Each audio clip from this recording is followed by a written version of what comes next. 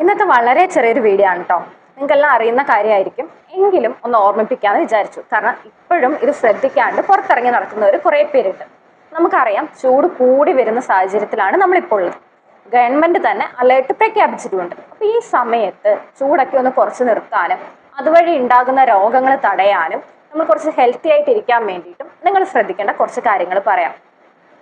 ഈ സമയത്താണ് കൂടുതലായിട്ടും സൂര്യാഘാതം, സൂര്യതാപം, അതുപോലെ പ്രിക്കി ഹീറ്റ്, ചൂടുകുരു ഇങ്ങനെയുള്ള രോഗങ്ങൾ ഉണ്ടാകും. കൂടാണ്ട് തന്നെ കൺജക്റ്റൈറ്റിസ്, അതായത് ചെങ്കണ്ണ്, ബാക്ടീരിയൽ ആയിട്ടുള്ള വൈറൽ ഇൻഫെക്ഷൻ ആയിട്ടുള്ള രോഗങ്ങൾ, പ്രത്യേകിച്ച് കണ്ണിനെ ബാധിക്കുന്ന രോഗങ്ങളൊക്കെ ഈ സമയത്ത് കൂടുതലായിരിക്കും. അതുപോലെ തന്നെ ഡീഹൈഡ്രേഷൻ, നിർജ്ജലീകരണം സംഭവിക്കാനുള്ള ചാൻസ് വളരെ കൂടുതലാണ്. അപ്പൊ UTI അങ്ങനെയുള്ള രോഗങ്ങളൊക്കെ ഈ സമയത്ത് വളരെ കൂടുതലായിരിക്കും. അപ്പോൾ UTI കേസുമായിട്ട് ഒരുപാട് കേസ് നമുക്കിപ്പോൾ ക്ലിനിക്കിൽ വരുന്നുണ്ട്. എനിക്ക് തോന്നുന്നു വെള്ളം കുടിക്കൽ എല്ലാവരും തന്നെ കുറഞ്ഞിട്ടുണ്ട് എന്ന്. അപ്പൊ ഈ സമയത്ത് നിങ്ങൾ ശ്രദ്ധിക്കേണ്ട കുറച്ച് കാര്യങ്ങൾ പറയാം.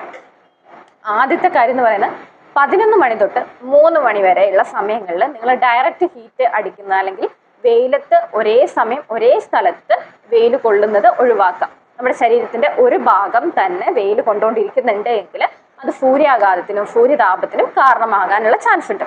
അപ്പൊ അങ്ങനെയുള്ള അവസരങ്ങൾ കൂടുതലായിട്ടും ഒഴിവാക്കാം. പ്രത്യേകിച്ച് പുറത്ത് ജോലി ചെയ്യുന്നവർ, അതായത് സൂര്യപ്രകാശം തട്ടുന്ന രീതിയിൽ ജോലി ചെയ്യുന്നവർ ഈ കാര്യം ശ്രദ്ധിക്കണം. രണ്ടാമതായിട്ട് ഒരുപാട് വെള്ളം കുടിക്കാം. വെള്ളം കുടിച്ചാൽ തന്നെ നമുക്ക് ഈ UTI അല്ലെങ്കിൽ ചൂടുകുരു അങ്ങനെയുള്ള അസുഖങ്ങളൊക്കെ കുറേ മാറിക്കിട്ടും. നമ്മുടെ ശരീരം തണുപ്പിച്ച് നിലനിർത്താൻ വേണ്ടിയിട്ട് ഇത് ഹെൽപ്പ് ചെയ്യുകയും ചെയ്യും. വെള്ളം എന്ന് പറയുമ്പം നമുക്കറിയാം, ശുദ്ധജലം ഒരുപാട് കുടിക്കുക. ഒരു 3 ലിറ്റർ വരെയെങ്കിലും മിനിമം നമ്മൾ ഈ സമയത്ത് വെള്ളം കുടിച്ചിരിക്കണം. നിർജ്ജലീകരണം സംഭവിക്കാൻ ചാൻസ് ഉള്ള കുറച്ച് കാര്യങ്ങളാണ് മദ്യം, ചായ, കാപ്പി, കാർബണേറ്റഡ് ഡ്രിങ്ക്സ്, അതുപോലെ സോഫ്റ്റ് ഡ്രിങ്ക്സുകളെല്ലാം കൂടുതലായിട്ട് കുടിക്കുന്നത്. നമുക്കറിയാം, ഈ സമയത്ത് നമുക്ക് ദാഹം വളരെ കൂടുതലായിരിക്കും. ദാഹം കൂടുതലാകുമ്പോൾ തന്നെ പുറമെ പണിയെടുക്കുന്നവരാണെങ്കിലും അല്ലെങ്കിൽ പുറത്ത് യാത്രകൾ പോകുന്നവരൊക്കെ ആണെങ്കിലും കടയിൽ നിന്ന് കാർബണേറ്റഡ് ഡ്രിങ്ക്സോ അല്ലെങ്കിൽ സോഫ്റ്റ് ഡ്രിങ്ക്സോ ഒക്കെ വാങ്ങി കുടിക്കൽ പതിവാണ്.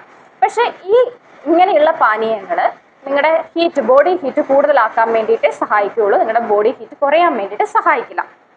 അപ്പം മദ്യം, കാപ്പി, ചായ, കാർബണേറ്റഡ് ഡ്രിങ്ക്സ്, സോഫ്റ്റ് ഡ്രിങ്ക്സുകളൊന്നും കൂടുതലായിട്ട് കഴിക്കാണ്ടിരിക്കുക. ഇനി നമ്മൾ ഫുഡ് കഴിക്കുമ്പോൾ ശ്രദ്ധിക്കേണ്ട ഒരു കാര്യം എന്താണെന്ന് വെച്ചാൽ ഹെവി മീൽസ് കഴിക്കാണ്ടിരിക്കുക.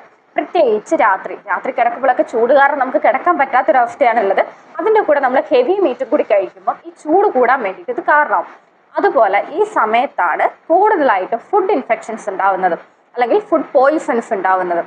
ഈ സമയത്ത് ആഹാരം വഴി നമുക്ക് രോഗങ്ങൾ പിടിക്കാനുള്ള ചാൻസ് വളരെ കൂടുതലാണ്. ഇപ്പോൾ പുറത്തുനിന്നൊക്കെ ഫുഡ് കഴിക്കുന്നവർ നല്ല ഹൈജീനിക് ആയിട്ടുള്ള ഹോട്ടലുകളിൽ നിന്ന് ഫുഡ് കഴിക്കാൻ വേണ്ടിയിട്ട് ശ്രദ്ധിക്കാം.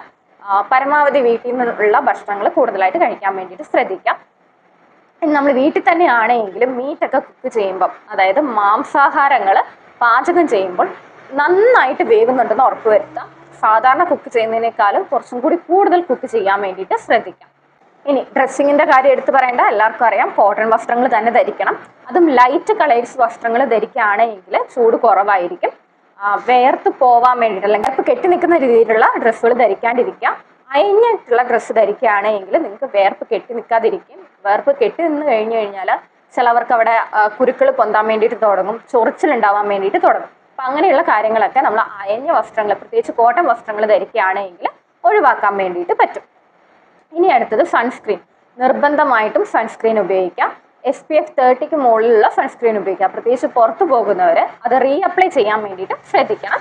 ഇരിക്കുന്നവരാണെങ്കിൽ നിർബന്ധമായിട്ടും സൺസ്ക്രീൻ ഉപയോഗിക്കാൻ വേണ്ടിയിട്ട് ശ്രദ്ധിക്കാം. ഇല്ലെങ്കിൽ നമ്മൾ എന്ത് സ്കിൻ കെയർ ചെയ്തിട്ടുണ്ട് എങ്കിലും അതുകൊണ്ടൊരു കാര്യം ഇല്ലാണ്ടായിപ്പോവും.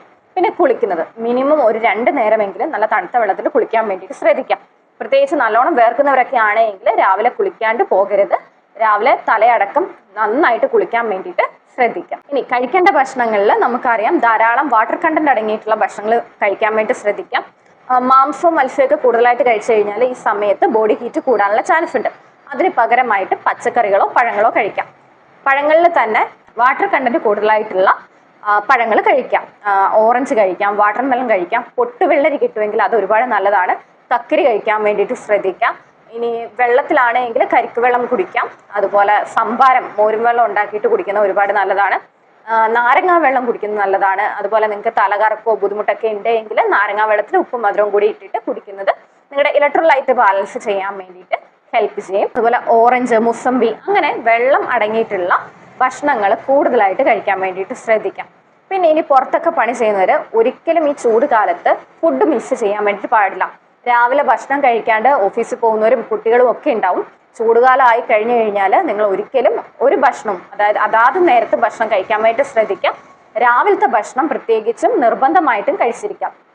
ഇനി സ്കൂളിൽ പോകുന്ന കുട്ടികളാണെങ്കിൽ ഇപ്പൊ പരീക്ഷാ സമയമാണ്, സ്കൂളിലെല്ലാം തന്നെ ഗവൺമെന്റ് പറഞ്ഞിട്ടുണ്ട് നിർദ്ദേശം അനുസരിച്ച് വെള്ളം സൂക്ഷിക്കണം എന്നാണ്. അല്ലെങ്കിൽ അവർക്ക് കുടിക്കാനുള്ള വെള്ളവും അതുപോലെ വായുസഞ്ചാരമുള്ള ക്ലാസ് റൂമും ഏർപ്പെടുത്തണം എന്നാണ് അവർക്ക് കൊടുത്തിരിക്കുന്ന നിർദ്ദേശങ്ങളിൽ പറഞ്ഞിട്ടുള്ളത്. അപ്പൊ അതെല്ലാം സ്കൂളുകാരും തന്നെ പാലിക്കുന്നുണ്ടാവും. അപ്പൊ നിങ്ങൾക്ക് എക്സാം എഴുതുന്നതിന്റെ ഇടയ്ക്ക് എന്തെങ്കിലും ബുദ്ധിമുട്ടുകളൊക്കെ തോന്നുന്നുണ്ടെങ്കിൽ വെള്ളമൊക്കെ മേടിച്ച് കുടിക്കുക. പെട്ടെന്ന് തന്നെ നമ്മുടെ ടീച്ചേഴ്സിനെ അത് അറിയിക്കാൻ വേണ്ടിയിട്ടും ശ്രദ്ധിക്കാം. ഇനി ആദ്യം പറഞ്ഞ പോലെയുള്ള എന്തെങ്കിലും ഐ ഇൻഫെക്ഷൻസ് ഒക്കെ വരുന്നുണ്ടെങ്കിൽ പെട്ടെന്ന് തന്നെ മെഡിസിൻ എടുത്ത് മാറ്റാൻ വേണ്ടിയിട്ട് ശ്രദ്ധിക്കാം. ഇനി ഡീഹൈഡ്രേഷൻ വരുന്നുണ്ടെങ്കിലും അതുപോലെ UTI ഒക്കെ വരുന്നുണ്ട് എങ്കിലും പെട്ടെന്ന് തന്നെ മെഡിസിൻ എടുത്ത് മാറ്റാൻ വേണ്ടി ശ്രദ്ധിക്കുക. സ്വയം ചികിത്സിച്ചുകൊണ്ടിരിക്കരുത്. അതുപോലെ തന്നെ ഉറക്കത്തിന്റെ കാര്യം, എനിക്കറിയാം രാത്രിയിൽ ചൂട് കൂടുതലായതുകൊണ്ട് തന്നെ പലർക്കും തന്നെ ഉറക്കം കിട്ടുന്നുണ്ടാവില്ല. പക്ഷെ ഈ സമയത്ത് നമുക്ക് ക്ഷീണവും തളർച്ചയും കൂടുതലായിരിക്കും. ഒരു 7 മണിക്കൂർ തൊട്ട് ഒരു 9 മണിക്കൂർ വരെ നിങ്ങൾ നന്നായിട്ട് ഉറങ്ങുവാണെങ്കിൽ നിങ്ങളുടെ ഈ ക്ഷീണവും തളർച്ചയും മാറാൻ വേണ്ടിയിട്ട് ഇത് ഹെൽപ്പ് ചെയ്യും. അപ്പം എല്ലാവരും നേരത്തെ കിടന്ന് കുറച്ചൊന്ന് ലേറ്റ് ആയിട്ടൊക്കെ എണീറ്റാൽ മതി. അങ്ങനെയാണെങ്കിൽ നിങ്ങൾക്ക് ബോഡിക്ക് കുറച്ചും കൂടി ഉഷാറ് കിട്ടാനും നിങ്ങളുടെ ക്ഷീണം മാറി കിട്ടാൻ വേണ്ടിയിട്ടും അത് നിങ്ങളെ സഹായിക്കും. അപ്പോൾ എല്ലാവരും ഹാപ്പി ആയിട്ടിരിക്കാം, ഹെൽത്തി ആയിട്ടിരിക്കാം. എക്സാം എഴുതുന്ന മക്കൾ നന്നായിട്ട് എക്സാം ഒക്കെ എഴുതാൻ വേണ്ടി ശ്രദ്ധിക്കാം.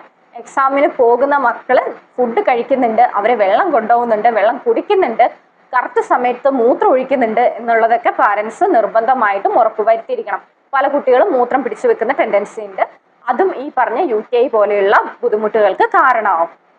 അപ്പൊ എല്ലാവരും ഹെൽത്തി ആയിട്ടിരിക്കുക. പുതിയൊരു വീഡിയോ ആയിട്ട് വീണ്ടും കാണാം. അതുവരെ ബൈ.